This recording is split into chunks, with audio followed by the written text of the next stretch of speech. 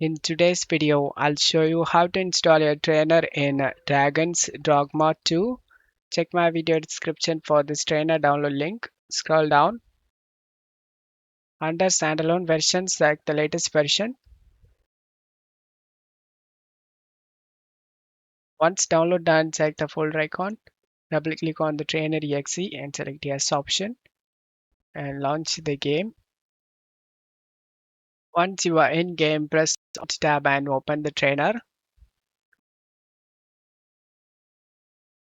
Turn on the cheats you like to use. I'm gonna increase the game speed 2 times.